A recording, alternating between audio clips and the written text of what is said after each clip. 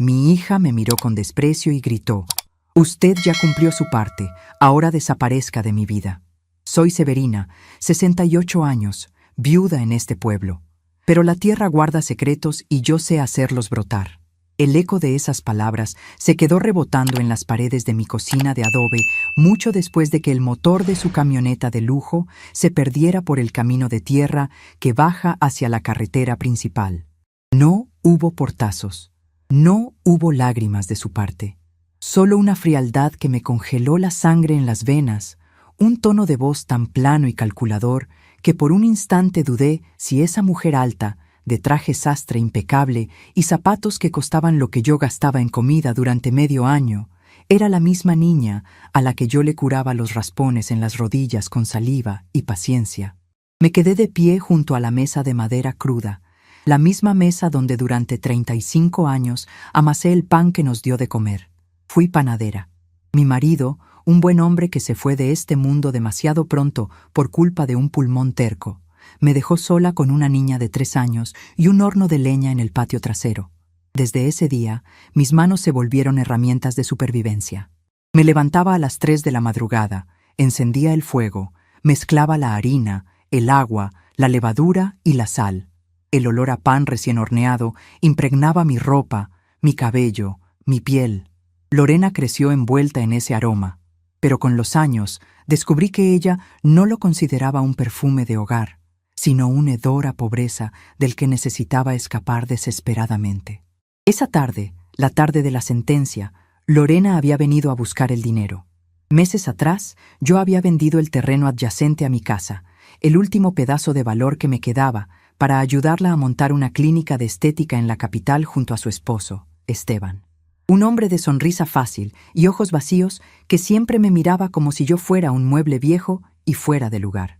Lorena me había dicho que era una inversión, que con eso asegurarían su futuro y el de mis futuros nietos. Yo, con la ingenuidad que solo el amor de madre puede justificar, firmé los papeles en la notaría del pueblo. Le entregué el cheque en esa misma mesa de amasar. Ella lo guardó en su bolso de cuero fino. Yo esperaba un abrazo, tal vez una invitación para ir a conocer el nuevo local, o una promesa de visitarme el próximo mes. En cambio, cerró la cremallera del bolso con un chasquido seco. Se puso de pie, se alisó la falda que no tenía ni una sola arruga, y me miró desde su altura.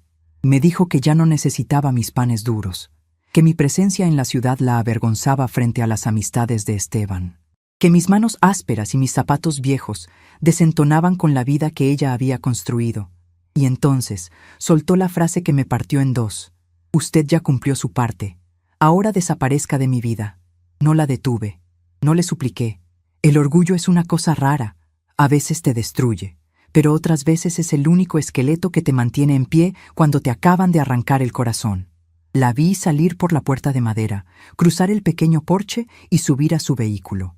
El polvo que levantaron las llantas al arrancar entró por la ventana abierta y se posó sobre la mesa. Pasé un dedo por la superficie, marcando una línea limpia en medio de la tierra. Así me sentía, borrada. Las primeras semanas fueron un infierno silencioso. La soledad no hace ruido, pero pesa como si te pusieran piedras en los bolsillos del delantal. La gente del pueblo de San Marcos empezó a preguntar. Doña Rufina, la dueña del abasto, me detenía cuando iba a comprar mi medio kilo de frijoles y me preguntaba por la muchacha. Don Elías, el boticario, me felicitaba por el supuesto éxito de mi hija en la gran ciudad. Al principio, yo mentía. Decía que estaba muy ocupada, que la clínica era un éxito, que me llamaba todos los domingos. La mentira me quemaba la lengua, pero la vergüenza de admitir que mi única hija me había desechado como a una bolsa de basura era mucho peor. El teléfono de disco que tengo en la sala se convirtió en mi enemigo. Lo miraba durante horas. A veces, la esperanza me traicionaba y pensaba que sonaría, que Lorena me diría que todo había sido un malentendido, un exabrupto fruto del estrés. Pero el teléfono permanecía mudo. Pasó octubre, pasó noviembre con sus vientos fríos que bajaban de la montaña, y llegó diciembre. Las luces de Navidad se encendieron en la plaza del pueblo. Las casas de mis vecinos se llenaron de hijos que regresaban, de nietos que corrían por las calles de piedra persiguiendo perros callejeros. Mi casa, en cambio, estaba oscura y vacía. Fue en la noche de Año Nuevo, cuando la rabia finalmente reemplazó al dolor. Estaba sentada en mi mecedora, bebiendo un té de manzanilla frío. Escuchaba los cohetes estallar a lo lejos. Me miré las manos. Estaban llenas de cicatrices por las quemaduras del horno, las articulaciones engrosadas por el reumatismo y el trabajo duro. Estas manos habían construido a la mujer que ahora me despreciaba. Estas manos habían amasado toneladas de harina para pagarle la universidad, los libros, los vestidos de graduación. ¿Y para qué? Para terminar esperando una limosna de cariño en una casa vacía. Me puse de pie de golpe. La taza de té cayó al suelo y se hizo añicos. No me importó. Fui hasta el cuarto de los trastos, un rincón oscuro al fondo del patio donde guardaba las cosas que ya no usaba. Allí, entre cajas de cartón apestadas a humedad y herramientas oxidadas del difunto marido mío, encontré lo que mi instinto buscaba. Unas tijeras de podar viejas, grandes y oxidadas, y una caja de madera llena de frascos de vidrio. Durante años, cada vez que comía una fruta sabrosa, o cuando caminaba por el monte y veía una flor resistente, guardaba las semillas, las lavaba, las secaba al sol y las metía en esos frascos. Tenía frascos con semillas de tomates, de girasoles, de calabazas, de chiles picantes, de lavanda silvestre y de jacarandas. Era una costumbre que heredé de mi abuela, la idea de que siempre hay que guardar el principio de la vida por si vienen tiempos de escasez. Llevé los frascos a la cocina y los alineé sobre la mesa de amasar. Cientos de pequeñas promesas dormidas dentro del vidrio. Las tijeras de podar las puse al lado. Su metal estaba manchado de color naranja oscuro, pero el peso era el correcto. Se sentían bien en mis manos. Esa noche tomé una decisión. Si mi hija no quería que yo fuera parte de su vida, no iba a mendigar un espacio en ella. No iba a marchitarme esperando en una silla. Yo sabía dar vida, sabía hacer que las cosas crecieran. Si no podía criar a una hija agradecida, criaría algo que no pudiera huir de mí. A la mañana siguiente, el 1 de enero, me puse mis botas de hule viejo, un sombrero de paja de ala ancha y agarré mis tijeras oxidadas. Caminé hasta el final de mi calle. Allí, justo donde el pueblo terminaba y empezaba el monte bajo, había un terreno baldío. Era un espacio inmenso, propiedad del municipio, que durante los últimos 10 años se había convertido en un basurero no oficial. Había llantas viejas, botellas rotas, maleza del tamaño de un hombre adulto y un olor a abandono que espantaba a cualquiera. Los vecinos siempre se quejaban del lugar, decían que era un nido de alimañas, pero nadie movía un dedo para limpiarlo. Me paré frente al terreno. El sol de la mañana apenas empezaba a calentar. Apreté las tijeras en mi mano derecha. La maleza estaba tan enredada que parecía una pared verde y marrón. Respiré hondo. Levanté las tijeras y di el primer corte. El crujido de la rama seca al romperse fue el sonido más liberador que había escuchado en meses. Empecé a trabajar. Mis movimientos eran torpes al principio, pero pronto encontré un ritmo. Cortar, arrancar, apilar, cortar, arrancar, apilar. El sudor me bajaba por la frente y me picaba en los ojos. La espalda me reclamaba por el esfuerzo, pero ignoré el dolor. Cada rama que cortaba era un recuerdo doloroso que echaba a un lado. Cuando encontraba una botella rota, pensaba en la mirada fría de Esteban. Cuando arrastraba una llanta pesada hacia la orilla de la calle para que el camión de la basura se la llevara, imaginaba que estaba sacando la humillación de mi propio pecho. Pasé todo el día ahí. No comí. Apenas tomé agua de una botella de plástico que había llevado. Cuando el sol se escondió detrás de los cerros y la luz se volvió morada, me detuve. Había despejado un pedazo de tierra de apenas 3 metros cuadrados. Mis manos estaban llenas de ampollas reventadas y rasguños sangrantes por las espinas. Me dolía hasta la raíz del pelo, pero cuando miré ese pequeño cuadrado de tierra oscura y desnuda, sentí algo que no había sentido desde la tarde en que Lorena se fue. Sentí paz. Volví a mi casa caminando despacio. Me bañé con agua tibia, me froté jabón de panela en las heridas para que no se infectaran y me senté a cenar un pedazo de queso con tortilla. No pensé en mi hija. Por primera vez en 4 meses, mi mente no estaba buscando excusas para su comportamiento ni repasando mis errores como madre. Estaba pensando en la tierra. Pensaba en cuánta cal necesitaría para balancear la acidez del suelo, en cómo iba a acarrear agua desde la toma pública hasta el terreno, en qué semillas iba a plantar primero. Los días siguientes se convirtieron en mi nueva rutina. Me levantaba a las 5 de la mañana, como en mis tiempos de panadera, pero en lugar de encender el horno, preparaba mis herramientas. Conseguí un azadón viejo que le compré barato a un vecino que ya no sembraba y un rastrillo al que le faltaban 3 dientes. Con eso me fui a la guerra contra el abandono. La gente del pueblo empezó a notar lo que hacía. Al principio, pasaban por la calle de tierra, se detenían un momento y me miraban con lástima o con burla. Pensaban que la vieja Severina había perdido el juicio por la soledad. Doña Rufina me gritó un día desde la otra acera que dejara eso, que me iba a dar un infarto con el sol en la cabeza. Yo solo me acomodaba el sombrero, le levantaba la mano en señal de saludo y seguía picando la tierra dura. No me importaba lo que pensaran. Estaba recuperando mi propia dignidad a punta de sudor y tierra debajo de las uñas. Febrero trajo vientos secos y polvo. Para entonces ya había limpiado casi la mitad del terreno. Las pilas de basura se las había llevado el municipio después de que fui a la alcaldía y me planté frente al escritorio del síndico hasta que me mandó un camión. La tierra, antes asfixiada por la mugre, ahora respiraba. Era una tierra buena, negra y agradecida, como suele ser la tierra de estos lados si uno le tiene paciencia.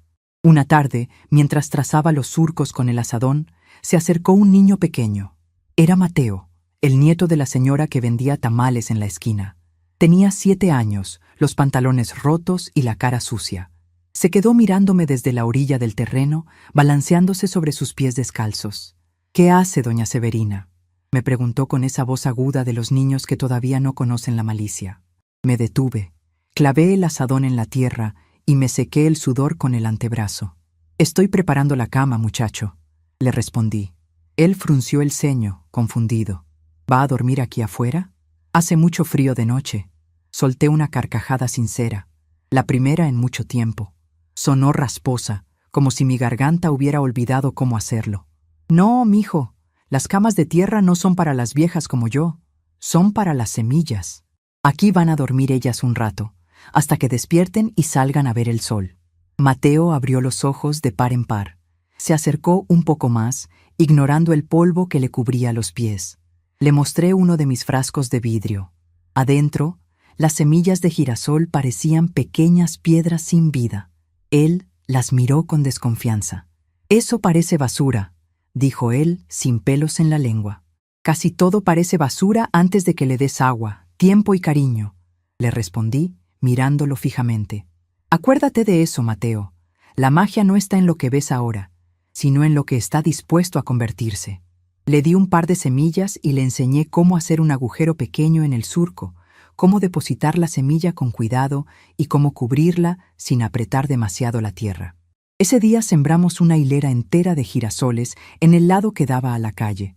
Cuando terminó, Mateo se fue corriendo a su casa, orgulloso de sus manos llenas de lodo. Yo me quedé sola otra vez. Miré la larga fila de surcos vacíos que todavía me esperaban. Saqué mi colección de frascos de vidrio. Había llegado el momento. Tomé un puñado de semillas de calabaza, grandes y planas, y comencé a caminar por la tierra arada. Por cada semilla que enterraba, hacía un juramento silencioso. Ya no iba a ser la madre abandonada. Ya no iba a ser la mujer que esperaba en la sombra a que alguien la recordara. Estaba plantando mi nueva vida en este suelo municipal abandonado, y nadie, absolutamente nadie, iba a poder detener el milagro verde que estaba a punto de desatar.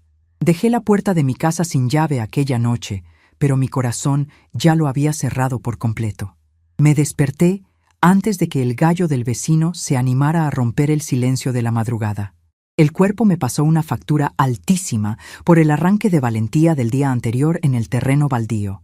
Las rodillas me punzaban con ese dolor sordo que avisa cuando va a llover, y la espalda baja se sentía como si me hubieran apaleado con un garrote de mezquite. Me senté en el borde de mi cama, con los pies colgando sobre el piso de baldosas frías, y me froté las piernas con un alcohol de romero que yo misma preparaba. Mientras el olor fuerte y alcanforado me destapaba la nariz, Bajé la vista para mirarme las manos.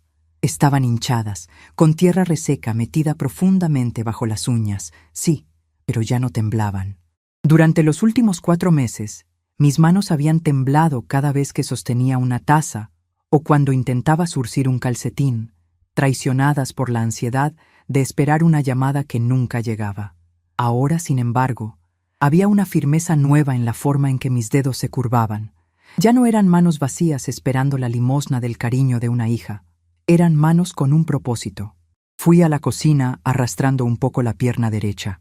La mesa de amasar, que durante semanas había sido el altar de mis lágrimas y lamentos silenciosos, amaneció convertida en un mapa de batalla. Los frascos de semillas estaban ahí, algunos vacíos, otros a medio llenar. A su lado descansaba mi vieja libreta de papel estraza. Esa libreta tenía historia. Era el cuaderno donde durante 3 décadas anoté los encargos de pan dulce, las deudas de los vecinos y las recetas de las empanadas. Sus páginas olían a vainilla vieja y a manteca. Ahora, al abrirla, las listas de clientes habían sido tachadas con un lápiz grueso, reemplazadas por garabatos y cálculos sobre metros cuadrados y horas de sol. Tenía el terreno, tenía las semillas, pero me faltaba la sangre de cualquier jardín, el agua. El lote municipal no tenía toma de agua y el grifo público más cercano, ese que la alcaldía había puesto para los vecinos de la orilla del pueblo, estaba a 2 cuadras empinadas cuesta arriba. Para una mujer de 68 años, acarrear cubetas a pulso era una sentencia de muerte para la columna vertebral. Caminé hacia el cobertizo trasero de mi casa, un espacio techado con láminas de zinc donde guardaba los cachivaches que me negaba a tirar. Al fondo, cubierto por una lona percudida y llena de telarañas, estaba el viejo diablito de carga de mi marido. Era un carretón de metal herrumbrado, con 2 llantas de goma gastada y una rueda izquierda que rechinaba como alma en pena. Lo usábamos en los buenos tiempos para mover los costales de 50 kilos de harina desde la entrada de la casa hasta la bodega. Lo saqué a tirones, levantando una nube de polvo que me hizo toser. Le pasé un trapo húmedo para quitarle la mugre más gruesa y acomodé encima 4 botes de pintura de 20 litros, perfectamente lavados y sin rastro de químicos. Ese armatoste oxidado iba a ser mi acueducto rodante. Salí a la calle con mi carretón cuando el pueblo apenas era un bulto gris en medio de la neblina del amanecer. El chirrido metálico de la rueda izquierda marcaba mi paso por el empedrado, un sonido rítmico que rompía el silencio. Ñic, clac, ñic, clac. Me crucé con el barrendero municipal, que arrastraba su escoba de varas sin ganas, y con don Anselmo, que estaba abriendo los candados de su cantina temprano para recibir a los borrachos que no habían dormido. Me miraron pasar, asintieron con la cabeza de manera automática y siguieron en lo suyo. Nadie me detuvo. Nadie me preguntó qué hacía una anciana viuda acarreando botes vacíos a las 5:30 de la mañana en medio de un frío que calaba los huesos. Mientras llenaba el primer bote de plástico en el grifo público, escuchando el chorro potente chocar contra el fondo vacío, me di cuenta de una gran verdad. Hice una pausa y miré a mi alrededor. La vejez te vuelve invisible. Para el mundo, las mujeres de mi edad somos como los postes de luz a plena luz del día. Saben que estamos ahí, asumen que formamos parte del decorado, pero nadie nos presta atención, nadie nos mira de verdad, a menos que estorbemos el paso en la fila de la carnicería. Lorena, con su ropa de marca y su marido de sonrisa plástica, había contado con eso. Mi hija pensó que, al descartarme, yo simplemente me desvanecería en el paisaje. Supuso que me quedaría sentada en mi mecedora, tragándome el polvo de los recuerdos hasta volverme del mismo color que las paredes de adobe de mi casa. Pero ahí, con el agua helada salpicándome las botas de hule, entendí que la invisibilidad no es una maldición, sino el escudo más perfecto. Es el mejor disfraz para quien planea una revolución silenciosa.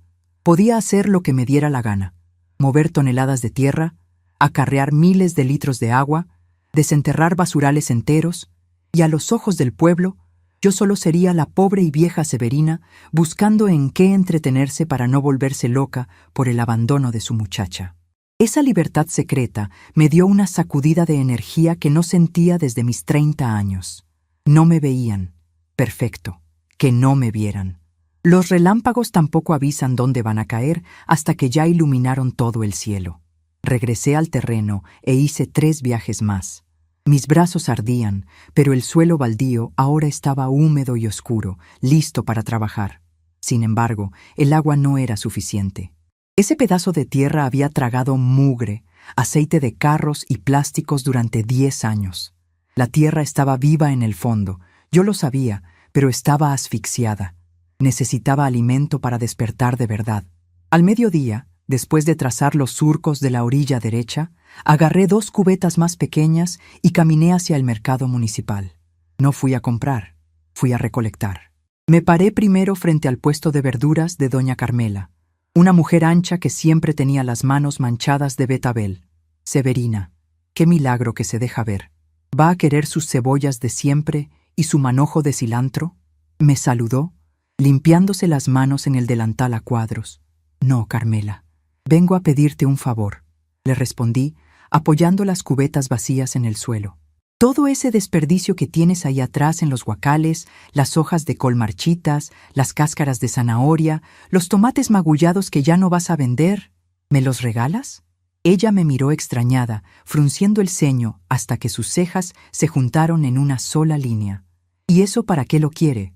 ¿Compró puercos o qué, mujer? Mire que esos animales comen más que un político. Algo así, Carmela. Tengo unas bocas nuevas que alimentar. Respondí con una sonrisa apretada, sin dar más explicaciones.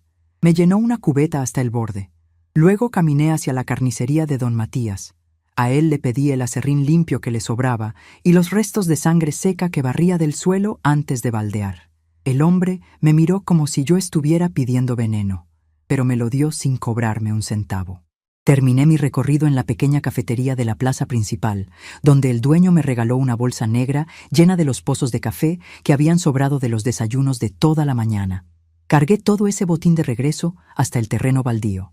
En una esquina alejada, cerca de un muro de piedra que colindaba con un callejón sin salida, construí un corralito improvisado con unas tablas viejas y unos bloques de cemento que habían sobrado de la basura.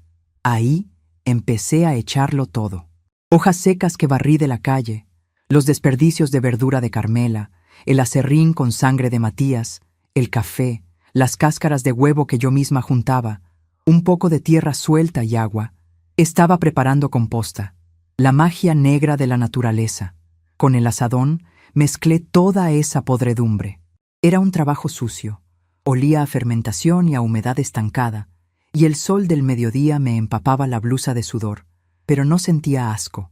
Al contrario, mientras volteaba la mezcla con fuerza, pensé en la profunda justicia poética de lo que estaba haciendo.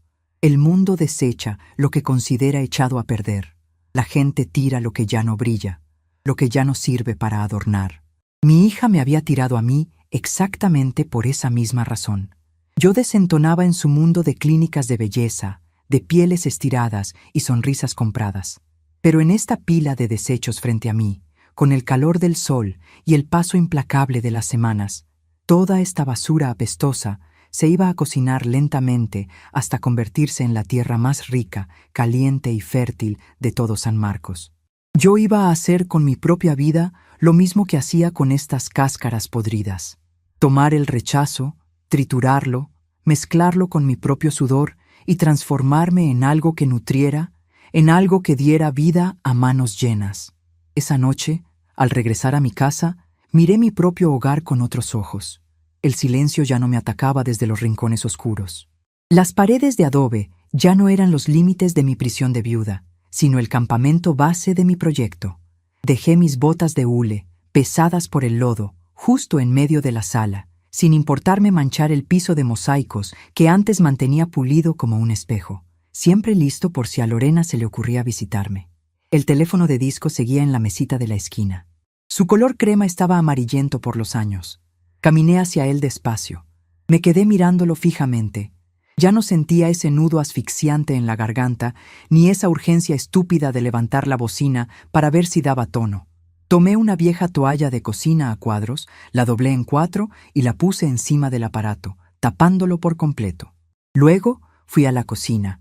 Tomé una charola de latón grande donde antes enfriaba el pan, La llené de semillas de chiles picantes que necesitaba secar y la coloqué pesadamente sobre la toalla. El teléfono quedó enterrado, sepultado bajo el peso de mi nuevo futuro. Si por algún milagro llegaba a sonar, las semillas vibrarían levemente, pero el timbre quedaría ahogado. Yo sabía que no iba a sonar. Y por primera vez en 4 largos meses, no me importó en lo absoluto. Mi plan era claro, pero necesitaba método. Me senté a la mesa con mi libreta de papel estraza bajo la luz amarilla del foco colgante. Tracé un dibujo rudimentario del terreno. A la izquierda, donde pegaba el sol de la mañana, sembraría las cosas fuertes y rápidas para afirmar la tierra y darle confianza a mis manos. Frijol, maíz, calabaza. Las 3 hermanas, como les decía mi abuela, porque se cuidan entre ellas. El maíz da el soporte, el frijol trepa y fija el nitrógeno, y la calabaza cubre el suelo con sus hojas anchas para guardar la humedad y espantar la maleza. En el centro del lote haría camas levantadas con la composta madura. Ahí irían los tomates rojos, los chiles jalapeños, las cebollas y las cabezas de ajo. Y en toda la orilla que daba a la calle, frente a la mirada de los curiosos, plantaría mi escudo protector. Hileras densas de girasoles, cempasúchil, arbustos de lavanda y matas de ruda. Las flores no solo alejan las plagas de los vegetales, sino que llaman a las abejas, a las mariposas, a la vida misma. Yo quería que mi pedazo de tierra zumbara. Quería que el color fuera tan escandaloso que a la gente le dolieran los ojos al pasar. Los días de febrero avanzaron rápido, devorados por una rutina feroz de acarreos de agua y carretillas de composta. Mi cuerpo fue cambiando casi sin darme cuenta. Fui perdiendo las carnes fofas de la inactividad y la tristeza. Los músculos de mis brazos se pusieron duros y fibrosos, como cuerdas de tendedero estiradas al sol. Mi piel se curtió, tomando un color canela oscuro y brillante por tantas horas a la intemperie. Si Lorena me viera ahora, con mis uñas negras de tierra y mi sombrero de paja deshilachado, seguramente se moriría de la vergüenza. Ya no parecía la madre civilizada de la dueña de una estética de lujo, parecía una campesina feroz, aferrada a la tierra con garras y dientes. Y, para ser honesta, nunca en toda mi vida me había sentido tan orgullosa de mí misma. Una tarde de finales de febrero, mientras deshiervaba la sección del centro golpeando la tierra con mi azadón, volví a escuchar pasos a mis espaldas. No me di la vuelta de inmediato. Terminé de arrancar una raíz terca de pasto amargo. La sacudí para quitarle la tierra buena y me incorporé lentamente, apoyando mis manos encallecidas en la madera lisa de la herramienta. Era Mateo, el nieto de la vendedora de tamales, el mismo niño descalzo que me había ayudado el primer día. Pero esta vez no venía solo. Traía agarrada de la mano a una niña más pequeña, de unos 5 años, con unas trenzas apretadas que le tiraban del cuero cabelludo y un vestido deslavado que le quedaba grande. «Doña Severina», dijo Mateo, señalando la tierra oscura y alisada frente a nosotros. «Ella es mi hermana Lucía. Le dije que usted hace magia con la basura y ella quería ver». Me quité el sombrero de paja y me limpié el sudor de la frente con el antebrazo. Miré a los 2 niños. «La magia necesita mucha paciencia, Mateo. Todavía no sale nada de la tierra», le contesté con voz suave. «Pero ya no huele feo», insistió el niño, arrugando la nariz y olfateando el aire con exageración. «Huele a tierra mojada. Huele a limpio». Tenía razón. El tufo a llanta quemada y animal muerto que había apestado esta calle durante una década entera había desaparecido por completo, reemplazado por el olor profundo, mineral y vivo del suelo trabajado y regado constantemente. Caminé hacia ellos y busqué en los bolsillos profundos de mi delantal. Saqué un puñadito de semillas de frijol negro, brillantes como pequeñas piedras pulidas. Se las entregué a la niña en su manita sucia. Ella me miró con unos ojos inmensos y redondos. Le tomé la manita a Lucía con mucha suavidad. Sus dedos estaban pegajosos por algún dulce barato, pero a mí no me importó.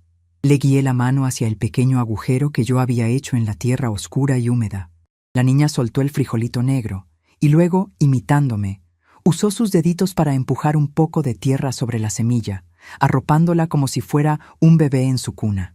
Mateo nos miraba desde arriba, con los brazos cruzados y el pecho inflado de orgullo por haber traído a su hermana a ver mi trabajo. Les dije que volvieran en una semana, que la tierra necesitaba silencio y agua para hacer su trabajo. Los dos hermanos se fueron corriendo calle abajo, levantando polvo, y yo me quedé a solas con mis surcos. Esa misma tarde, el cielo de febrero se apiadó de mis brazos cansados y soltó una llovizna fina, de esas que no hacen ruido al caer, pero que empapan hasta el alma. Me quedé parada en el porche de mi casa, con una taza de café negro entre las manos, mirando hacia la esquina donde estaba mi terreno. El agua lavaba las hojas de los pocos árboles del pueblo y asentaba el polvo de las calles.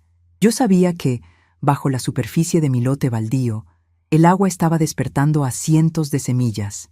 Era una sensación poderosa. Durante meses me había sentido como un vaso roto por el que se escapaba la vida, pero ahora yo era la dueña del agua, de la tierra y del tiempo. 8 días después, el milagro ocurrió.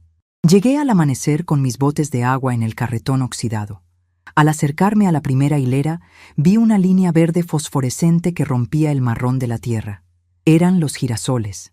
Habían empujado la costra de lodo seco y asomaban sus primeros 2 cotiledones, como pequeñas manos abiertas pidiendo luz. Un nudo se me formó en la garganta, pero no de tristeza, sino de un triunfo absoluto. Caminé por los pasillos de tierra. Las calabazas también habían asomado, con sus hojas redondas y gruesas. Los frijoles de Lucía eran pequeños ganchos verdes que se estiraban hacia arriba. Ese día trabajé con una energía que me asustó. Las rodillas dejaron de dolerme. La espalda se me enderezó. El dolor del rechazo de Lorena, ese veneno que me había mantenido paralizada en una mecedora durante meses, se estaba filtrando por las suelas de mis botas hacia la tierra, transformándose en abono. A medida que avanzaba marzo, el huerto explotó. Literalmente estalló en colores y texturas. Las plantas de maíz crecieron rectas y orgullosas, sirviendo de escalera para que las enredaderas de frijol treparan hacia el sol. Abajo, las hojas inmensas de las calabazas cubrían el suelo, manteniendo la humedad y asfixiando cualquier mala hierba que intentara robarles el alimento. Las 3 hermanas crecían juntas, abrazadas, protegiéndose mutuamente. Una lección de lealtad que la naturaleza me regalaba todos los días. Un contraste brutal con la hija que había decidido cortarme de raíz para no afear su vida de lujos. La transformación del terreno no pasó desapercibida. El muro de girasoles que planté en toda la orilla que daba a la calle creció hasta alcanzar casi 2 metros de altura. Sus cabezas amarillas y pesadas seguían el paso del sol desde la mañana hasta la tarde, formando una barrera dorada que ocultaba el interior del huerto a los ojos de los chismosos, pero que al mismo tiempo invitaba a mirar. Las abejas llegaron por montones. Su zumbido constante se convirtió en la música de fondo de mis mañanas. El olor a basura podrida era solo un mal recuerdo. Ahora, la esquina entera olía a lavanda, a tierra mojada y a las hojas picantes de las tomateras. La dinámica del pueblo empezó a cambiar a mi alrededor. La ejecución de mi plan era silenciosa, pero sus efectos hacían un eco tremendo. Don Elías, el boticario que antes me daba el pésame disfrazado de felicitación por el éxito de mi hija, empezó a detenerse frente a los girasoles en su camino a la farmacia. Un martes por la mañana, lo vi asomando la cabeza por encima de las flores, buscando mi mirada. Me acerqué a la cerca viva limpiándome las manos de lodo en el delantal. Él se quitó el sombrero, algo que nunca hacía.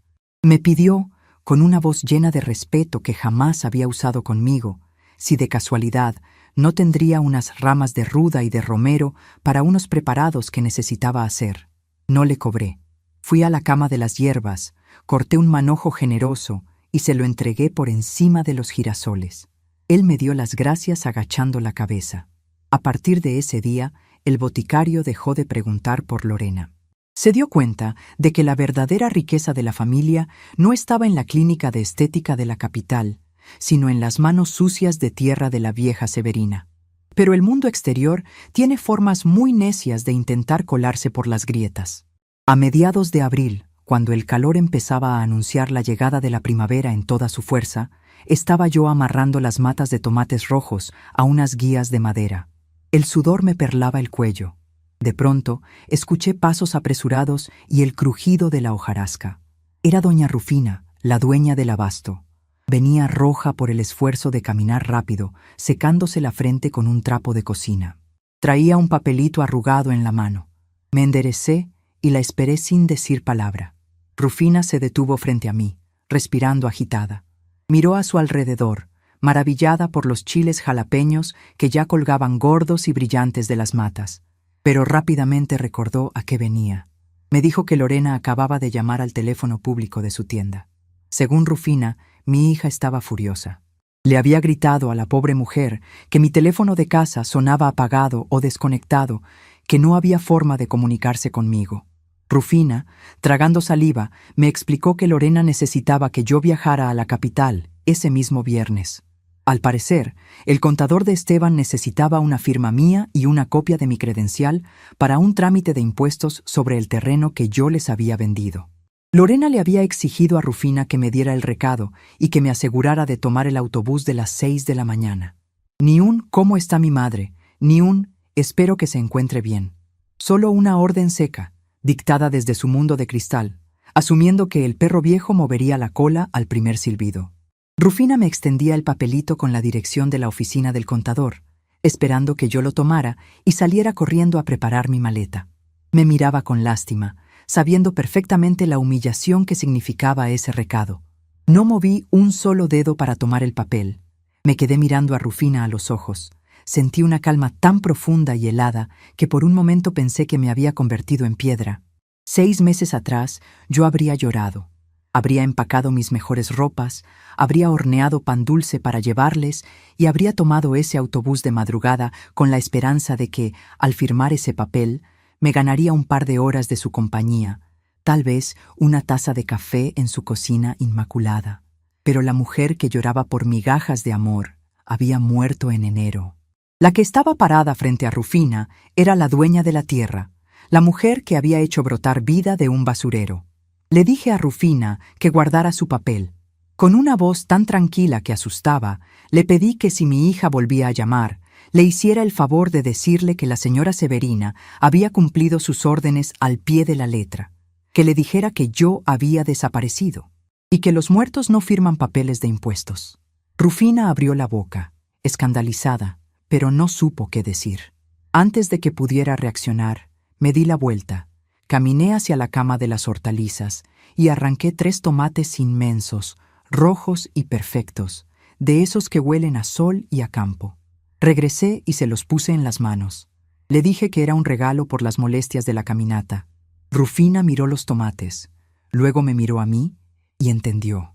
Entendió que yo ya no era una víctima. Asintió despacio, dio media vuelta y se marchó por el camino de tierra, llevándose consigo la última cadena que me ataba al desprecio de mi hija. Esa tarde, al regresar a mi casa, la confirmación de mi victoria me estaba esperando en la sala. Abrí la puerta de madera y el frescor de la sombra me recibió. Fui a la cocina a servirme un vaso de agua fresca. Mientras bebía, un sonido extraño rompió el silencio de la casa. Era un zumbido ahogado, constante y rítmico. Venía de la mesita de la esquina de la sala. Caminé despacio, sin soltar el vaso de vidrio. Me paré frente a la charola de latón que yo misma había colocado meses atrás sobre la toalla gruesa que cubría el teléfono de disco. El aparato estaba sonando. La llamada entraba con insistencia, pero el sonido estaba completamente asfixiado por las capas de tela y el peso del metal. Lo más hermoso de todo era la charola. Estaba llena de semillas de chiles picantes secándose. Con cada timbre del teléfono ahogado, la vibración del aparato hacía que las cientos de pequeñas semillas bailaran y saltaran levemente sobre el latón, emitiendo un tintineo suave, como una lluvia minúscula. Me quedé allí parada, cruzada de brazos, observando el espectáculo. Lorena estaba al otro lado de la línea, probablemente desde su teléfono de última tecnología, marcando una y otra vez, frustrada porque el mueble viejo y fuera de lugar que era su madre no contestaba para resolverle su problema de dinero. Podía imaginar a Esteban a su lado, revisando su reloj, bufando de impaciencia. El teléfono sonó 10, 15, 20 veces. Las semillas siguieron bailando su danza diminuta. Yo no sentí ni la más mínima urgencia de levantar la charola. No sentí culpa, no sentí dolor, Solo sentí una inmensa fascinación por cómo el peso de mi nueva vida estaba aplastando literalmente los reclamos de mi pasado. Cuando el teléfono finalmente guardó silencio y las semillas se quedaron quietas, me di la media vuelta, me fui al patio trasero y me puse a afilar mi azadón. Ese fue mi adiós definitivo. Mi ejecución silenciosa. Con la llegada plena de la primavera, mi huerto dejó de ser solo mío y se convirtió en el corazón del pueblo. Como yo tenía más verduras de las que podía comer en 3 vidas, empecé a aplicar el sistema que los antiguos usaban, el trueque. Coloqué unas cajas de madera de manzanas vacías en la entrada del terreno, justo detrás de la pared de girasoles. Ahí ponía los excedentes del día. Manos enteras de calabacines tiernos, manojos de cilantro que perfumaban la calle entera, chiles verdes, tomates y canastas llenas de flores de cempasúchil. Los vecinos empezaron a llegar solos. Don Matías, el carnicero que antes me miraba feo por pedirle sangre seca, ahora llegaba con un paquete de carne de res o 1 kilo de manteca de cerdo limpia, y se llevaba a cambio tomates y cebollas frescas. Carmela, la del mercado, me traía quesos frescos y piloncillo a cambio de mis calabazas, pero lo más valioso no era lo que me daban, sino lo que pasaba en ese pedazo de tierra. Las mujeres del barrio, esas que viven encerradas lavando ropa ajena o aguantando maridos borrachos, empezaron a llegar por las tardes. Traían banquitos de plástico o botes de pintura vacíos y se sentaban a la sombra de los maizales. Mientras yo deshierbaba o regaba, ellas me contaban sus penas. Hablábamos de la vida, de los dolores de huesos, de los hijos que se van al norte y no regresan. El huerto era un confesionario verde donde nadie juzgaba a nadie. Mateo y Lucía se convirtieron en mis ayudantes oficiales. Venían todos los días después de la escuela. Les enseñé a identificar qué insectos eran plaga y cuáles eran amigos. Les enseñé a podar las hojas amarillas para que la planta no gastara energía a lo tonto. Les improvisé una mesa con tablas viejas y bloques de cemento para que hicieran sus tareas de la escuela mientras yo trabajaba. A veces, la abuela de los niños nos traía tamales calientes de pollo con mole, y comíamos los 4 sentados en la tierra, riéndonos de las ocurrencias de Lucía con las manos manchadas de clorofila y polvo. Ellos eran mi nueva familia, una familia que no compartía mi sangre, pero que sí compartía mi sudor y mi respeto por la vida. Yo les daba de comer y ellos me daban motivos para levantarme cada madrugada. El vacío que Lorena había dejado en mi pecho se había llenado por completo con raíces, hojas y risas de niños ajenos. Mi casa de adobe, aquella que meses atrás me parecía una tumba fría, se había convertido en un santuario de descanso. Ya no estaba impecable ni olía a cera para pisos. Olía a hierbas secas colgadas de las vigas del techo, a ajo curándose al sol en la ventana de la cocina, a tierra fértil traída en las suelas de mis botas. Era una casa viva, habitada por una mujer que había aprendido a bastarse a sí misma. La trampa estaba tendida, no por malicia, sino por la simple fuerza de la naturaleza siguiendo su curso.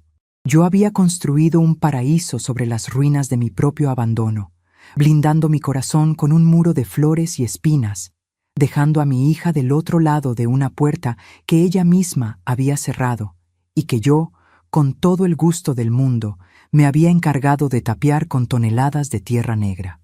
El mes de mayo entró a San Marcos sin pedir permiso. El calor reventó los últimos capullos que quedaban cerrados, y mi huerto se convirtió en una selva ordenada y vibrante. Las calabazas estaban tan grandes que parecían piedras verdes ancladas en la tierra negra, y el maíz superaba por mucho la altura de cualquier hombre del pueblo. Yo ya no era la vieja viuda que daba lástima en la fila de la carnicería. Ahora era la dueña de la esquina más viva del municipio. Las mujeres me traían a sus hijos para que aprendieran a sembrar, y los hombres se quitaban el sombrero al pasar por mi barrera de girasoles. Había recuperado mi nombre, pero con un peso nuevo. Fue un jueves, cerca del mediodía, cuando el pasado decidió venir a cobrar la factura que yo ya no debía. Yo estaba en el centro del terreno, sentada sobre un bote de pintura invertido, enseñándole a la pequeña Lucía cómo desgranar mazorcas secas para guardar la semilla del próximo año. El sol picaba en los hombros, pero la sombra de las milpas nos regalaba un refugio fresco. Mientras yo reía con las ocurrencias de la niña, a 2 cuadras de distancia, una camioneta de lujo cubierta por el polvo del camino se estacionaba frente a mi casa de adobe. No presencié esa primera parte, pero Rufina, que estaba barriendo la banqueta de su abasto justo enfrente, se encargó de contarme cada detalle después, con esa precisión que solo tienen las mujeres de pueblo, acostumbradas a leer las tragedias ajenas. Me dijo que Lorena bajó del lado del copiloto y que Esteban salió del lado del conductor. Ya no parecían los triunfadores de revista que me habían escupido su desprecio 7 meses atrás. Esteban tenía la camisa arrugada, los ojos inyectados en sangre y un tic nervioso en la mandíbula. Mi hija llevaba el mismo traje sastre fino, pero le colgaba un poco de los hombros, como si hubiera perdido peso a punta de puros corajes.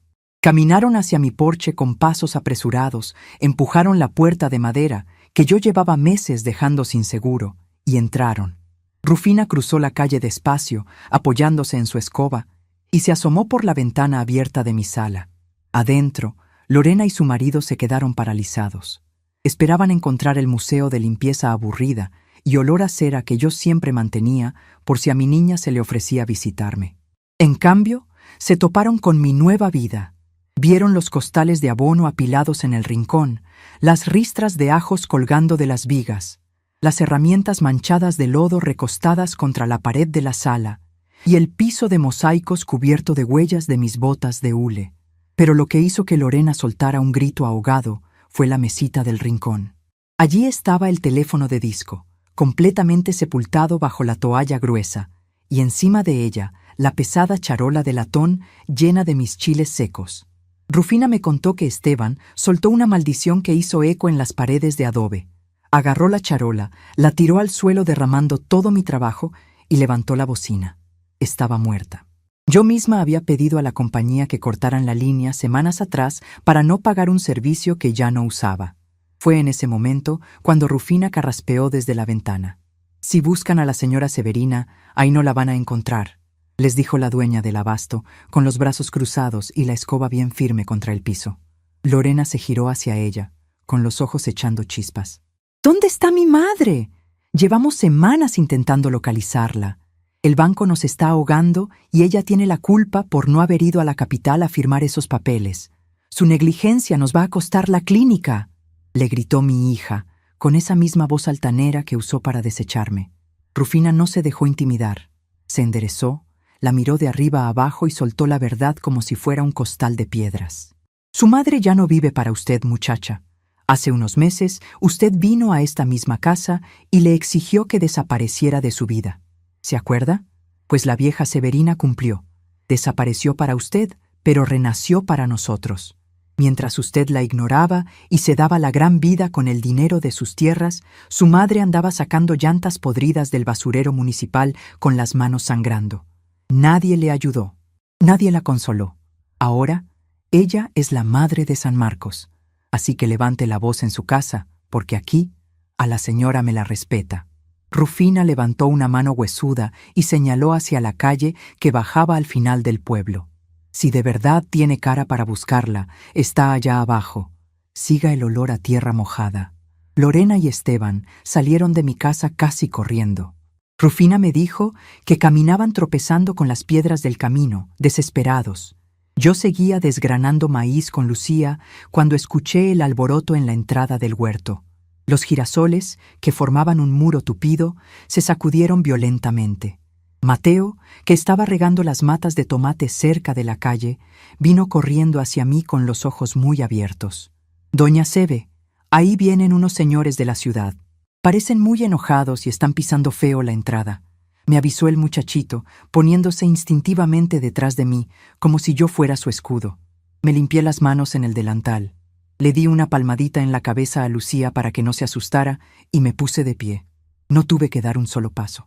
Lorena y Esteban doblaron la esquina del sendero principal de las calabazas y se detuvieron en seco al verme.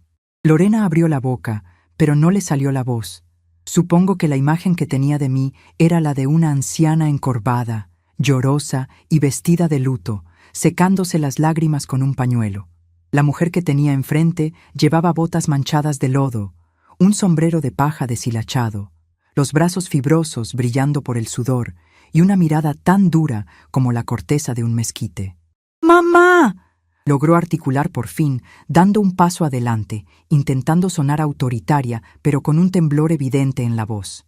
«Por el amor de Dios, mira cómo vives. ¿Qué es todo esto? Te hemos estado buscando como locos. Tienes que venir con nosotros ahora mismo a la capital». Esteban se adelantó, empujando una rama de frijol trepador con desprecio. «Señora Severina, su berrinche de no contestar el teléfono nos está costando una fortuna», dijo, usando ese tono condescendiente de quien regaña a un niño tonto. Por no haber firmado la actualización del registro de la propiedad que le vendió a mi nombre, el fisco nos hizo una auditoría. Como el terreno original era de uso agrícola a su nombre, yo lo había mantenido así en los papeles para no pagar los impuestos comerciales de la clínica. Era un simple ajuste, un tecnicismo, pero como usted no firmó la renovación de supervivencia, la autoridad detectó el uso comercial. Nos congelaron las cuentas ayer por la mañana. Nos van a embargar si usted no va hoy mismo a declarar que todo fue un error suyo al no actualizar los datos. Ahí estaba, la verdad desnuda. El famoso trámite no era un descuido, era un fraude.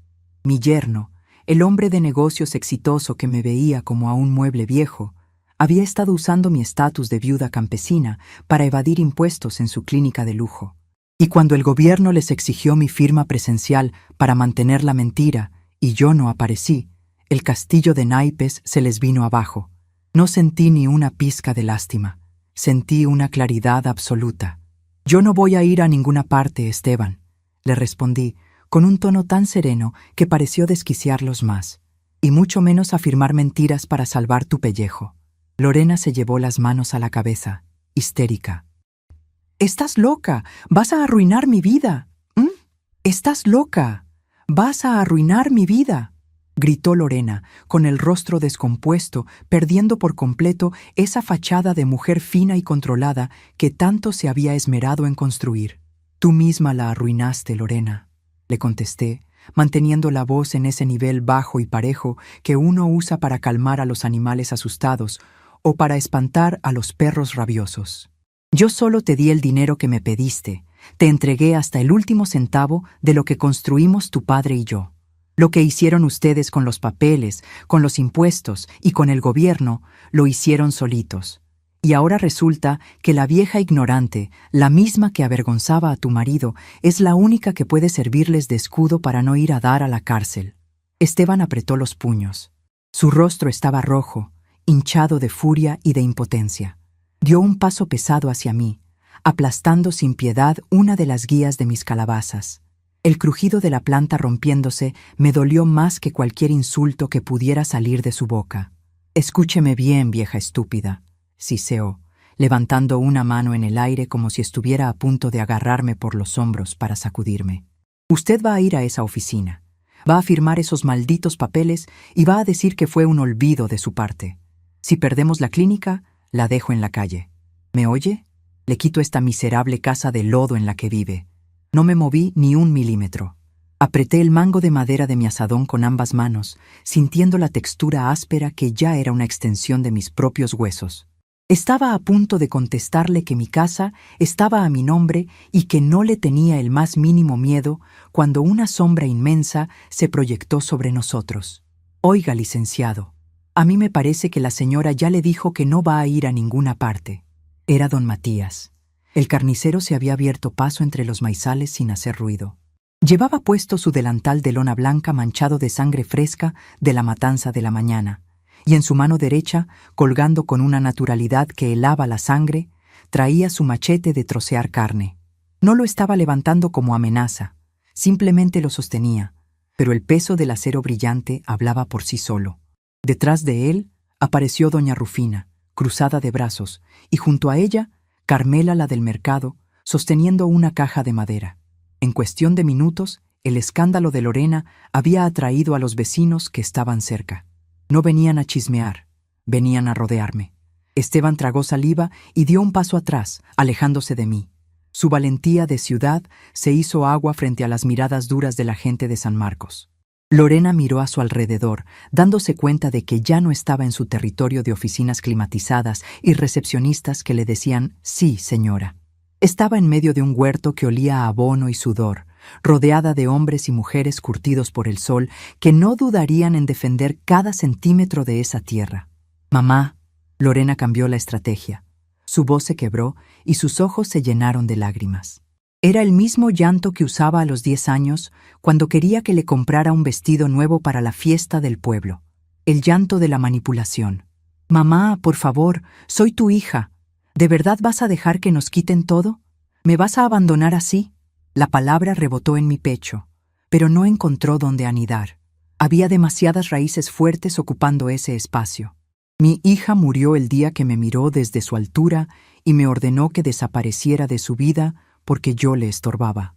Le dije, mirándola directo a esos ojos llorosos que ya no me causaban ningún dolor. La mujer que tengo enfrente es una extraña pidiéndome que me convierta en su cómplice para tapar un robo. Ustedes me pidieron que desapareciera.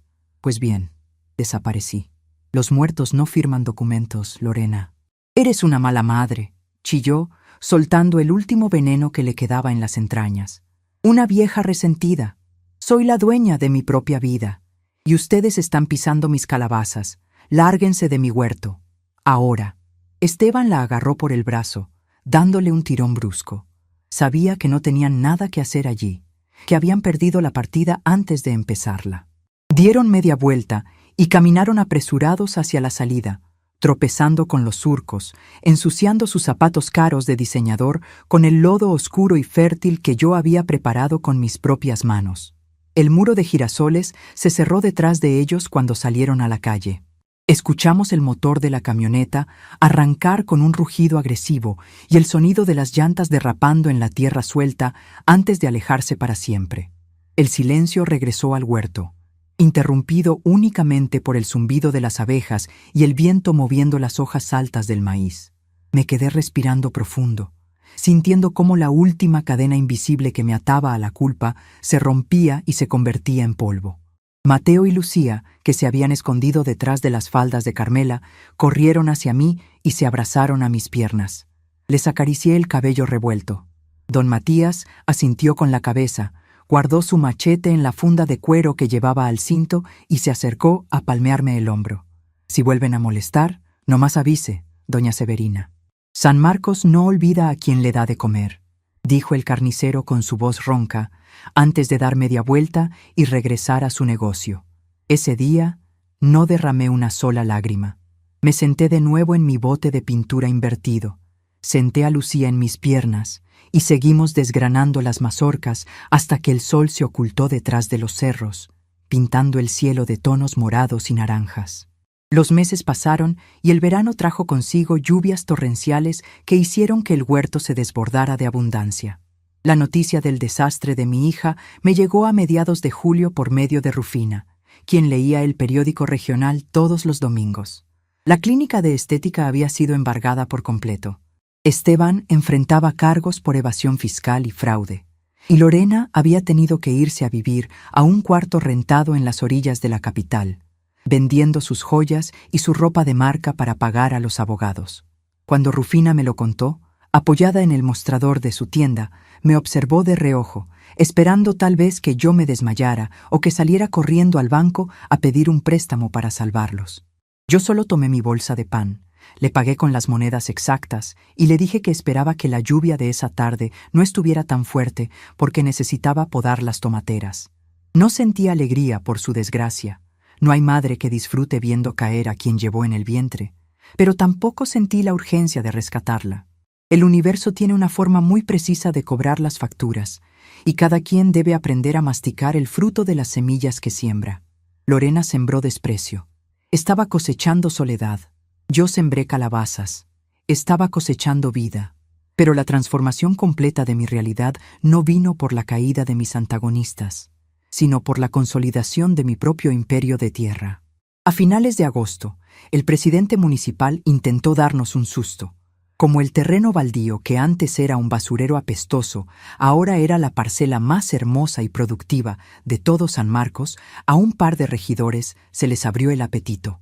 Llegaron un martes con papeles en mano, diciendo que el municipio iba a reclamar el lote para construir unas bodegas y que yo tenía 15 días para desalojar mis plantas.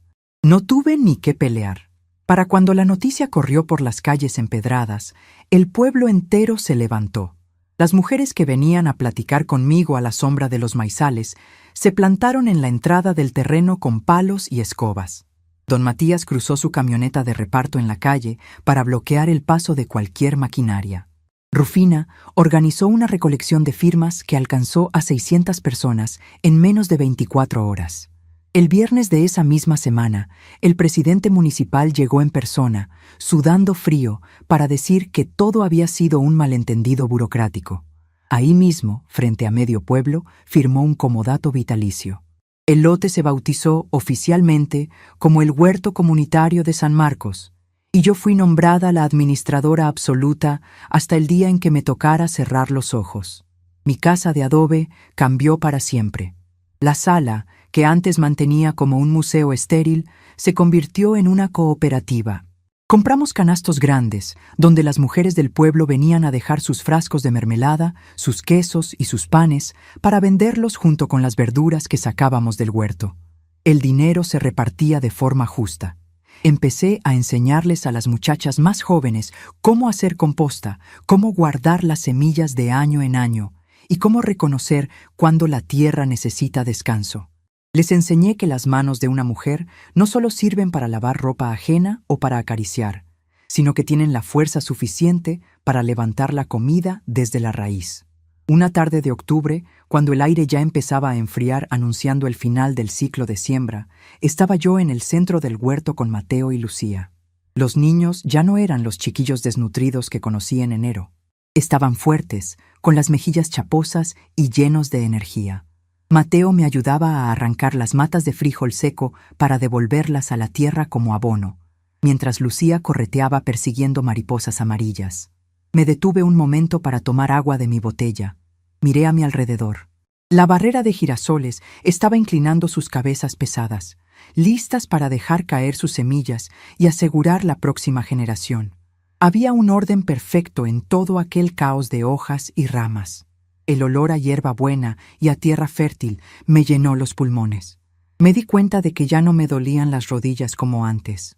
La espalda se me había enderezado y los brazos, aunque marcados por el sol y cicatrices de espinas, tenían una fuerza que nunca imaginé poseer a mis 69 años. La vejez, me di cuenta, no es el final del camino, es simplemente la temporada de la cosecha. Durante toda mi vida fui la empleada de mis circunstancias, la panadera esclava del horno, la viuda triste, la madre abnegada, dispuesta a dejarse pisotear por una hija malagradecida.